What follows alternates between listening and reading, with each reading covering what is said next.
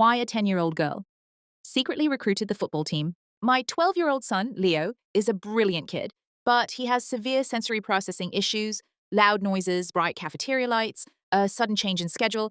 Anything can trigger a massive panic attack. When he transitioned to the local middle school this fall, I was an absolute nervous wreck. Every single afternoon, I'd ask him how his day went, and every afternoon he'd just stare at his sneakers and whisper, "Fine, Mom, it was fine." But I knew better.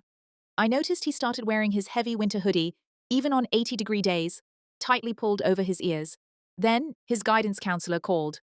Leo had been skipping lunch entirely, hiding out in the empty band room just to escape the cafeteria noise. My heart just dropped. I felt completely powerless.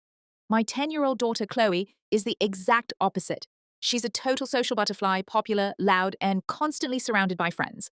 Yesterday, I got a text from Chloe's teacher saying she missed her entire recess period. When I asked her about it in the car, she avoided my eyes, pulling at her seatbelt. I sighed. "Chloe, look at me. Are you in trouble?" She looked up and her eyes were completely red. "Some boys were dropping heavy metal trays right behind Leo at lunch, Mom, just to watch him jump. They thought it was hilarious." My hands gripped the steering wheel so hard my knuckles turned white.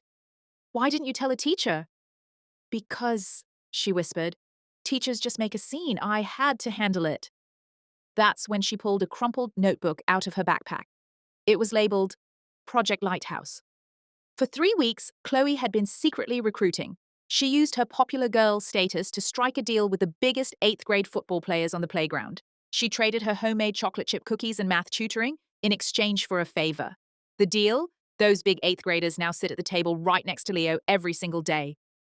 They don't crowd him, they don't force him to talk, they just act as a human shield against the bullies. This morning, I dropped them off at school.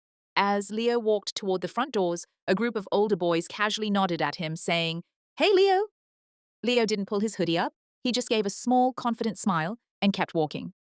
Chloe walked right past me, grabbed her backpack, and winked. "Told you, Mom, I got his back." I'm sitting in my car right now, crying my eyes out. My 10-year-old girl solved a problem that kept me awake for months.